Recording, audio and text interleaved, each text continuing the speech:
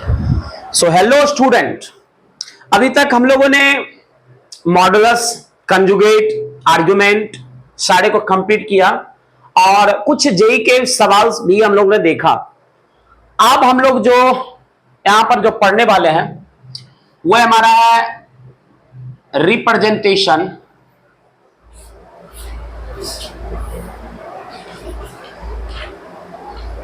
Representation या तो अच्छे से लिखते हैं रिप्रेजेंटेशन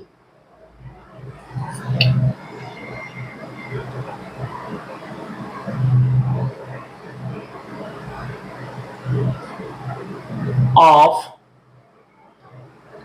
कॉम्प्लेक्स नंबर। देखो बच्चे, कॉम्प्लेक्स नंबर को रिप्रेजेंट करने का तीन मेथड है, तीन फॉर्म है।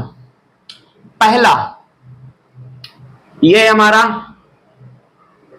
अलजेब्रिक फॉर्म, दूसरा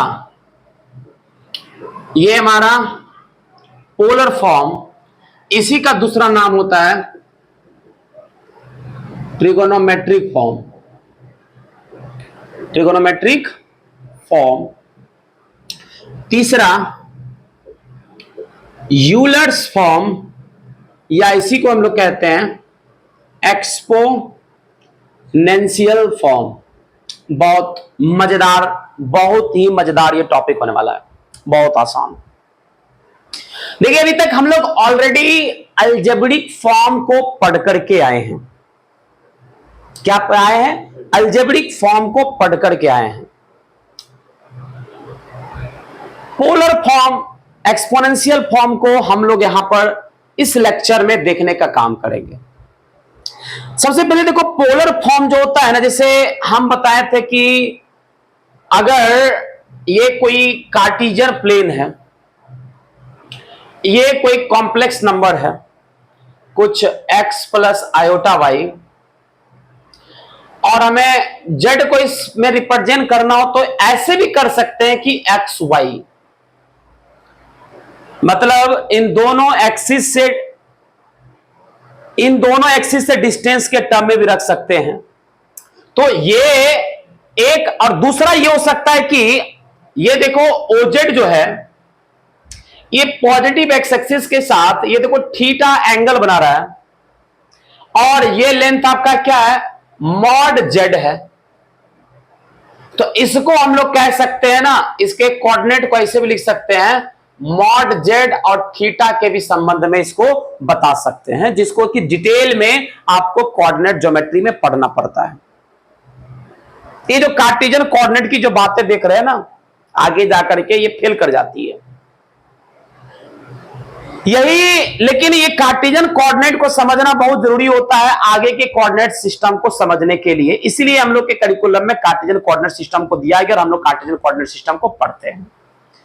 जैसे एक्स वाई जो आप देख रहे हैं ना, ये कहलाता है आपका कार्टेशियन कोऑर्डिनेट। क्या कहलाता है आपका? Cartesian coordinate. और आर, इसको मॉड जेड कॉमा थीटा कहें। मॉड जेड को आगे देखिएगा, हम लोग आर से रिप्रेजेंट करते हैं, तो आर कॉमा थीटा जो हुआ, इसको हम लोग कहते हैं पोलर कोऑर्डिनेट। क्या कहते हैं इसको हम लोग? पोलर कोऑर्डिनेट इसको हम लोग कहते हैं। ठीक है, कोई दिक्कत नहीं इसमें। क्लियर है कि नहीं? क्लियर है? क्लियर है ना? तो चलिए, हम लोग अलजेब्रिक फॉर्म तो ऑलरेडी अभी तक हम पढ़ करके आए। तो जो जेड का जो रिप्रेजेंटेशन था एक्स प्लस आयोटा वाई, उसको ज्योमेट्रिकल, उसका मीनिंग क्या होता है, ठीक है, इसको को ऑलरेडी हम पढ़ चुके हैं अभी तक। अब हम लोग पढ़ने वाले हैं किसको? पोलर फॉर्म और ट्रिगोनोमेट्रिक फॉर्म, उसको हम लोग देखते हैं। ये तो थोड़ा आपका एक ब्रीफ इंट्रोडक्शन था। तो आइए उस टॉपिक को हम लोग देखें।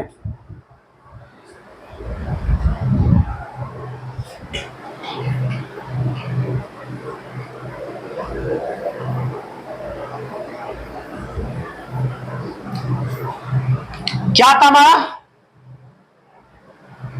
पोलर और ट्रिगोनोमेट्रिक फॉर्म। क्लियर है? देखो, ये हमारा आर्गेंट प्लेन है। क्लियर है?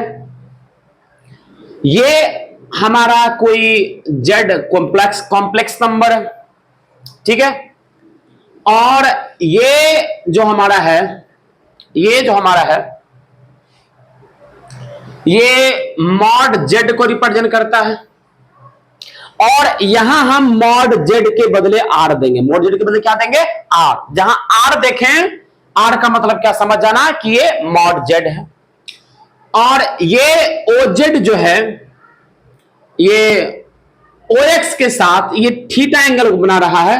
ये थीटा क्या कहलाता है? ये कहलाता है आपका आर्ग्यूमेंट ऑफ जेड। क्या कहलाता है? Argument of Z. जैसा कि मैंने बताया था कि पिछले प्रॉपर्टी में शायद मैं जिक्र करना ये भूल गया, तो मैंने सारे प्रॉपर्टी में प्लस 12 पाई मैंने उसमें किया था, जहां एन बिलोंग्स कर रहा था इंटीजर से। मैं आपको ये बता देना चाहता हूं कि अगर हमारा अगर मेरा आर्ग्यूमेंट जो आ रहा है, अगर वो प्रिंसिपल वैल्यू से बाहर जा रहा है, तो वो क्या काम करेगा? उसको खींच करके प्रिंसिपल वैल्यू में लेकर के आने का काम वो करेगा। क्या करेगा? खींच करके जबरदस्ती कहेगा चलो। कहां पर चलो? प्रिंसिपल वैल्यू में तुम चलो। क्लियर है? खैर छोड़िए, अभी वो बात की बातें हैं। अभी हम लोग सिनेमा देख रहे हैं किसकी? हम सिनेमा देख रहे हैं पोलर और ट्रिगोनोमेट्रिक फॉर्म की। क्लियर है? अच्छा, एक बात होगा, अगर जेड हमारा होता था एक्स प्लस आयोटा वाई होता था अलजेब्रिक फॉर्म में, तो ये जो यहां से ये लेंथ होता था, ये क्या होता था भाई? एक्स होता था, और ये लेंथ क्या होता था भाई? ये आपका वाई होता था। क्या होता था? आपका वाई होता था। क्लियर है? अब बताओ, क्या ओ जेड, इसका नाम दे दो एल, ओ जेड एल आपका एक राइट एंगल ट्रायंगल लग रहा है? अरे ओ जेड एल आपका एक राइट एंगल ट्रायंगल लग रहा है कि नहीं लग रहा है? अरे लग रहा है, पक्की बात। चलो, इस राइट एंगल ट्रायंगल में अगर मैं तुम्हें पूछूं कि कॉस थीटा क्या होगा, तो आप क्या बताइएगा? कि sir cos theta base by hypotenuse. तो बेस हमारा सर क्या है? एक्स। हाइपोटेनस आपका क्या है? आर। अगर मैं आपसे पूछूं एक्स की वैल्यू क्या होगी, तो यहां से आप एक्स बराबर बता क्या सकते हैं? R cos theta. क्या कहते हैं इसको हम लोग? R cos theta. अगर मैं यहां से पूछूं कि साइन थीटा क्या होगा भाई, तो साइन थीटा बताएगा sir perpendicular upon hypotenuse, that is y upon r. और यहां से वाई का वैल्यू क्या है? R sine theta. अच्छा, अलजेब्रिक फॉर्म में हम जेड जान रहे थे कि एक्स प्लस आयोटा वाई है। अलजेब्रिक फॉर्म में जेड हमारा क्या भाई? एक्स प्लस आयोटा वाई है। अब एक्स आया मुझे आर कॉस थीटा, तो हम एक्स को क्या करते हैं? आर कॉस थीटा से लिख देते हैं, रिप्लेस कर देते हैं। एक्स को क्या लिख देते हैं? R cos theta. और वाई क्या था आपका भाई? R sine theta.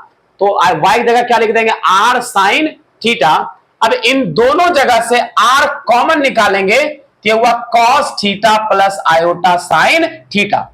मतलब सोचो, मैंने इसी को क्या लिखा? इस फॉर्म में लिखा, जहां मैं आपको यह बता देना चाहता हूं, ये आर क्या बताता है? ये आर क्या बता रहा है भाई? ये आर बता रहा है मॉडुलस ऑफ जेड को बता रहा है।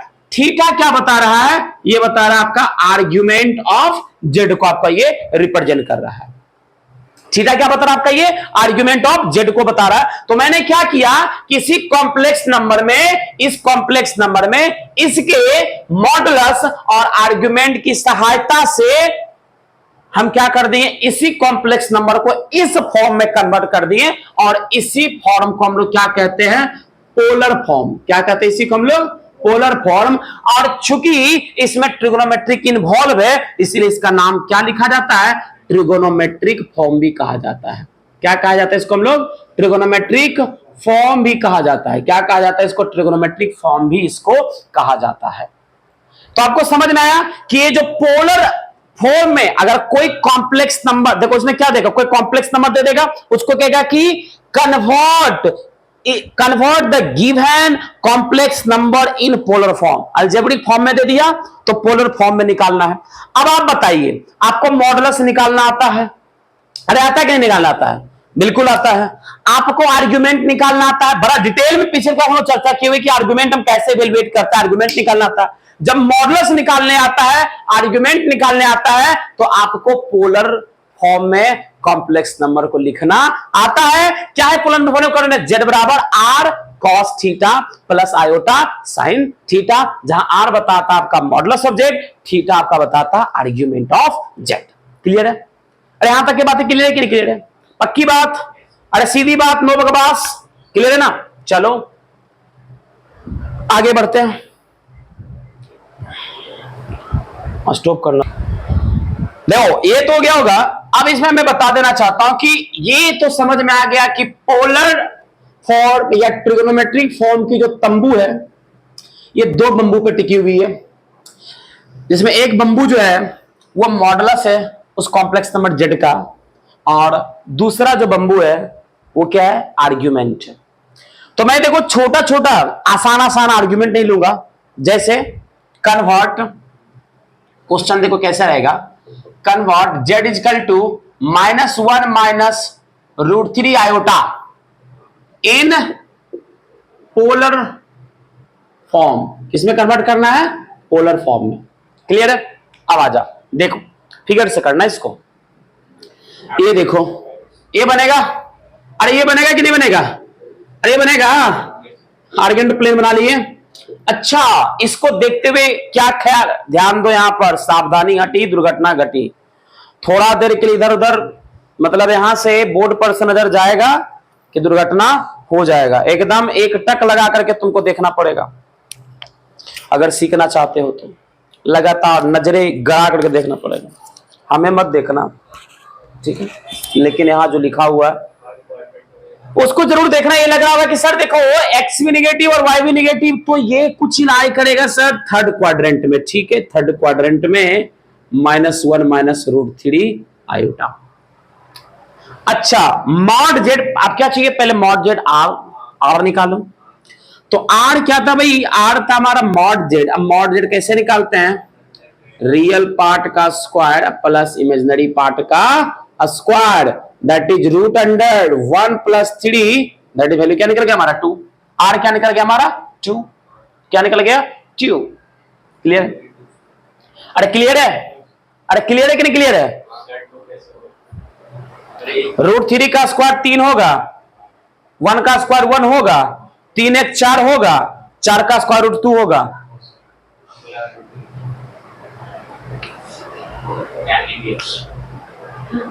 ठीक है? अरे ठीक है, कोई दिक्कत नहीं इसमें। अब समझिए, आप समझिए कि अब आपको चाहिए क्या? आर्ग्यूमेंट। आर्ग्यूमेंट क्या होता है कि ये जो OZ है, पॉजिटिव एक्सिस के साथ कितना एंगल बनाया? किधर चल रहे हैं? Anti clockwise. याद करो कल की क्लास। कैसे निकालेंगे? पहले ये एंगल निकालना, देखो ज्यादा आसान है। ये अल्फा निकाल लो पहले, ये अल्फा। अच्छा, ये अल्फा कैसे निकलेगा? ये लेंथ क्या हो जाएगा? 1, और ये लेंथ क्या हो जाएगा आपका? √3। क्या हो जाएगा? √3। क्या निकालते पहले? tan अल्फा पहले निकाल लो। tan अल्फा क्या होगा? y/x, that is √3/1 tan alpha. मतलब अल्फा क्या निकल गया यहां से? π/3। अरे होगा अल्फा क्या होगा? π/3। ये बहुत इंपॉर्टेंट है तुम्हारे लिए। अल्फा क्या होगा? और एनडीए जो बच्चा करता है उसके लिए बहुत क्वेश्चन पूछता है यहां से। अल्फा क्या हो गया आपका? π/3 हो गया। अरे हुआ कि नहीं हुआ? ये एंगल π/3 हुआ। अच्छा, ये तो पूरा क्या होने वाला? पाई होगा।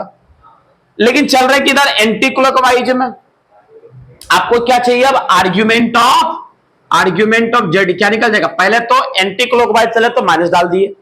अब क्या करो? पाई में से इसको क्या कर दो? घटा दो। π/3 क्या निकल जाएगा? -2π/3। आर्ग्यूमेंट क्या आ गया आपका? -2π/3। अब ये कैसे हो गया? अगर नहीं आया तो जाओ मेरा आर्ग्यूमेंट वाला क्लास को देखो। फिर मैं यहां कुछ नहीं कर सकता हूं, मैं बता चुका हूं। चारों क्वाड्रेंट में मैंने ऑलरेडी पहले से ही आपको चारों क्वाड्रेंट में मैंने आर्ग्यूमेंट निकाल करके आपको सिखाया, आपको बताया है। ठीक है, तो आप पहले वहां जाकर देख लीजिए, फिर यहां देखिए तो काम चलेगा। अब आइए सर, पोलर फॉर्म क्या हुआ आपका? पोलर फॉर्म क्या होता भाई? ये होता है जेड बराबर r cos theta plus iota sine theta. अच्छा, आर क्या था? 2 था। कॉस थीटा क्या था? -2π/3 प्लस आयोटा साइन -2π/3। और अगर छेड़ना चाहते हो, ट्रिगोनोमेट्री आती है तो आपको पता है cos - थीटा इक्वल टू क्या होता है, कॉस थीटा। आगे कर लेना अपना। आप कहेगा सर एक बात मुझे बताइए, जब ये दोनों चीज एक ही है तो अलजेब्रिक फॉर्म ही पढ़ के छोड़ देते हैं। हम बेकार में एकदम झूठे झंझट ही सब निकाल रहे हैं। क्यों पढ़ते ट्रिग्नोमेट्रिक फॉर्म, क्यों पढ़ते पोलर फॉर्म? अब जैसे एक एग्जांपल के तौर पर बताएं, अगर लड़का बेरोजगार हो, उसको कोई पसंद करता है? कोई लड़की पसंद करती है? कोई लड़की पसंद नहीं करती है। बियाह करेगी तोरा से रे? तू बेरोजगार है। आजकल की लड़की बड़ी होशियार होती है। बेरोजगार आदमी बियाह करता है? नहीं करता है ना। मतलब तुम बॉयफ्रेंड चल सकते हो, ठीक है ना, बॉयफ्रेंड तुम बेरोजगार चल, हाँ एक्सेप्शन तो दुनिया अलग बात है। लेकिन एक बात तुम समझ जाओ कि लड़की लोग जो है वो हमेशा क्या चाहती है, कमाओ पति।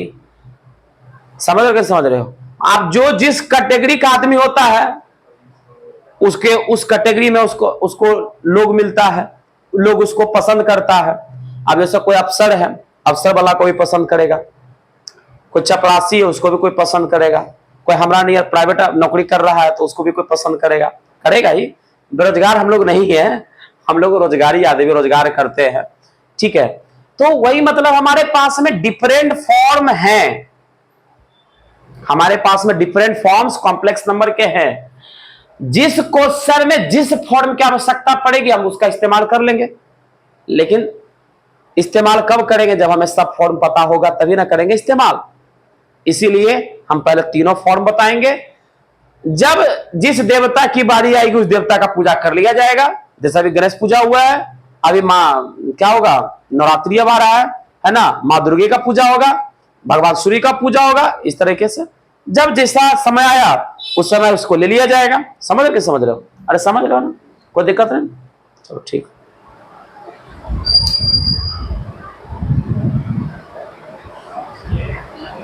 तो ये था हमारा पोलर और ट्रिगोनोमेट्रिक फॉर्म। तो ये था हमारा पोलर और ट्रिगोनोमेट्रिक फॉर्म, ठीक है। नेक्स्ट फॉर्म देखो हम लोग देखते हैं, वो जानते हो क्या है? वो यूलर फॉर्म है। क्या है? अच्छा एक चीज और लेते हैं, एक चीज और थोड़ा भूल गए।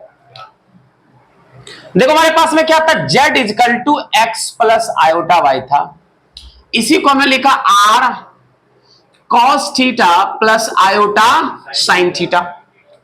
ये क्या कहलाता भाई? ये कहलाता था, आपको याद होगा, ये कहलाता था अलजेब्रिक फॉर्म। अच्छा ये कहलाता था आपका पोलर फॉर्म। अब मेरे को लाल ये बताना कि जब z बराबर ऐसा लिखा गया r cos theta plus iota sine theta, तो लोगों को बड़ा तकलीफ हो रहा था भैया इतना कैसे याद रखें।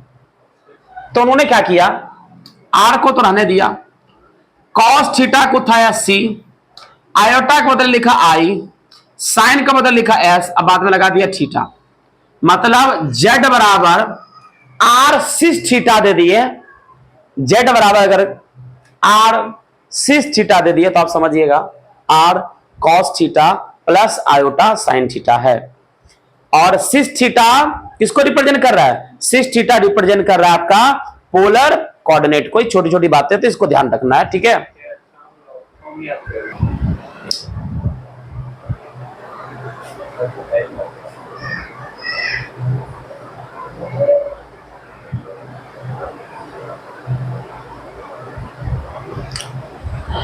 यूलर फॉर्म देखो, यूलर साहब जो था ना मैथमेटिशियन थे, जानते ही। उन्होंने क्या काम कर दिया ना, ये दिखा दिया कि जो cos theta plus iota sine theta है ये इक्वल है e raise to the power iota theta के। इसके इक्वल है, ये e raise to the power iota theta का इक्वल है। अब माथा नोचने की आवश्यकता नहीं है क्योंकि इसे प्रूफ इन्होंने किया वर्बली, इसे वर्बली ने प्रूफ भी किया है। लेकिन इसका मैं प्रूफ बताऊंगा तो आपको समझ में नहीं आएगा। क्यों नहीं समझ में आएगा? देखो इसका तो बहुत प्रूफ है, लेकिन एक प्रूफ इंटीग्रेशन की सहायता से, इंटीग्रेशन यूजिंग सब्स्टिट्यूशन। अब कुछ फिजिक्स वाले बच्चे करेंगे कि मैंने तो सर इंटीग्रेशन पढ़ रखा है, लेकिन हमें मेजॉरिटी, हमें एक आध बच्चे का भी ध्यान रखना पड़ेगा, उन्होंने इंटीग्रेशन नहीं पढ़ा। तो इसका प्रूफ हम लोग यहां पर करने वाला नहीं है। जनरली में बताया भी था कि मैं प्रूफ अपनी ब्रिलियंसी को दिखाने के लिए करता हूं। अब हो गया। देखो यूलर फॉर्म कहिए, अब आइए इसको आप यूलर फॉर्म कहिए या इसको आप एक्सपोनेंशियल फॉर्म कहिए, कोई गड़बड़ी नहीं है। देखो हमारे पास जेड क्या था बेटे, एक्स प्लस आयोटा वाई था, ठीक है। इसको पोलर फॉर्म में कैसे लिखा, r into cos theta plus iota sine theta, और इसके बदले अगर मैंने लिख दिया e to the power iota theta, तो ये क्या बन गया, ये बन गया आपका एक्सपोनेंशियल फॉर्म। ये क्या बन गया आपका एक्सपोनेंशियल फॉर्म। ये क्या बन गया आपका पोलर फॉर्म, और ये क्या बन गया आपका अलजेब्रिक फॉर्म। मतलब समझ में आया कि नहीं समझ में आया कि फाउंडेशन कौन है, अलजेब्रिक फॉर्म है। मतलब अगर आपको एक्सपोनेंशियल भी जाना होगा तो आपको पोलर से होकर के गुजरना पड़ेगा। किससे होकर गुजरना पड़ेगा, पोलर से होकर के ही आपको गुजरना पड़ेगा, क्योंकि to the power iota theta का मतलब यही होता है cos theta plus iota sine theta. मैं समझता हूं कि अब आपको अच्छे से क्लियर हो गया होगा, अच्छे से ये बातें तीनों क्लियर हो गई। तीनों फॉर्म, अलजेब्रिक फॉर्म भी, पोलर फॉर्म भी, और आपका एक्सपोनेंशियल फॉर्म भी, ठीक है। पोलर फॉर्म अगर कन्वर्ट करना आता तो एक्सपोनेंशियल आ गया, कुछ नहीं करना है। जैसे क्वेश्चन ले लेते हैं, एक क्वेश्चन ले लेते हैं, कन्वर्ट क्यों नहीं कर सकते हैं, हम करके दिखा देते हैं।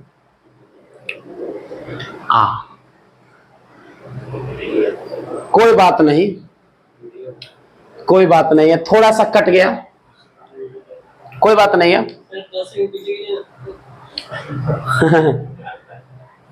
देखो एक क्वेश्चन ले लेते हैं, convert 1 plus iota in polar form, sorry इन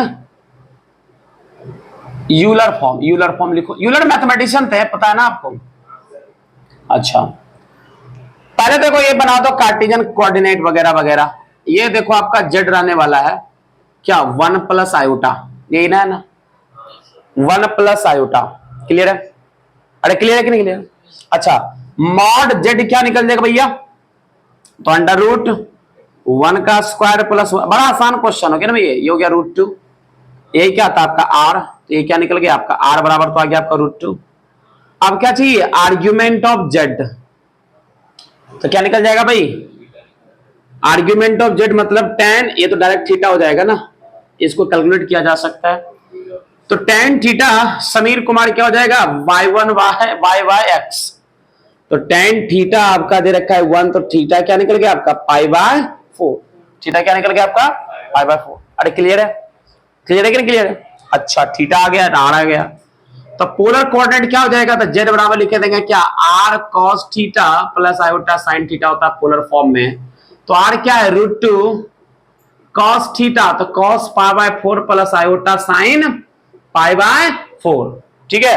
अब इसी को लिखना एक्सपोनेंशियल फॉर्म में, तो जेड बराबर क्या हो, e to the power iota theta r into, तो आर क्या था √2 into e to the power iota π/4।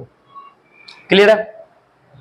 अब तुम्हारा सवाल था सर कि यूलर से अगर पोलर में जाना हो, यूलर से पोलर में जाना, तो मेरे लाल क्या करना है, क्या करोगे, देखो उल्टा रिवर्स चलता, रिवर्स गियर लगाता है। √2 इसका मतलब क्या बताया था, e to the power iota theta cos theta plus iota sine theta. अरे होता है कि नहीं होता है, अरे होता है ना, हाँ।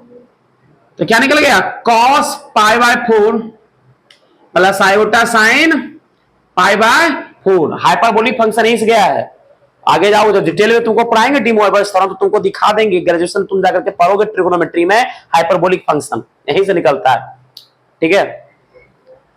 अब बताना, ये तो क्या क्या पोलर, अब अलजेब्रिक में चाहिए तो कोई बात नहीं है, cos π/4 1/√2 sin π/4 1/√2। एक कॉम्प्लेक्स नंबर का स्केलर से मल्टीप्लीकेशन क्या बताया था, दोनों को रियल, इसको रियल के साथ फिर इसको इमेजिनरी के साथ कर दो, क्या निकल जाएगा √2 into 1/√2 plus iota times root 2 into 1 by root 2। Cut cut cut, क्या बच गया 1 प्लस आयोटा, जहां से चले थे वहां पहुंच गए। मतलब समझ कि नहीं समझे, चक्री चला दिए दोनों साइड से, दोनों साइड से चक्कर चला दिए, दोनों साइड घुमा दिए। अरे बातें क्लियर हो गई? अरे अदा हुई कि नहीं हुई? कुछ बची भी? कुछ बची नहीं ना? चलो वेरी गुड। देखो सवाल एक कॉम्प्लेक्स नंबर है z equal to iota raise to the power आया, तो z क्या होगा? अब z क्या होगा? हो सकता है कि वो प्योरली रियल हो सकता है कि वो प्योरली इमेजिनरी हो। यहां ध्यान देना, हो सकता है कि ना तो प्योरली रियल ना तो प्योरली इमेजिनरी हो, या हो सकता है कि दोनों प्योरली रियल भी हो प्योरली इमेजिनरी भी हो। कब? 0 प्लस 0 आयोटा के केस में। तो मेरे लल्लू लाल पहले तो ये निकालो, पहले तो ये निकालो। कैसे करेंगे? आयोटा का पावर आयोटा पूछ लो माई गॉड। अब आयोटा का पावर कोई नंबर था, आयोटा का पावर आयोटा नहीं था, आयोटा का पावर आयोटा नहीं था, बट आयोटा को एक्सपोनेंशियल फॉर्म में लिख सकते हैं, बिल्कुल लिख सकते हैं। किसे लिख सकते हैं भैया? डायरेक्ट भी लिख सकते हैं, जरूरी नहीं कि मतलब हम कह दिए आपको, मजाक कर दिए कि ये पोलर में जाना पड़ेगा, ऐसा वो जरूरी नहीं है।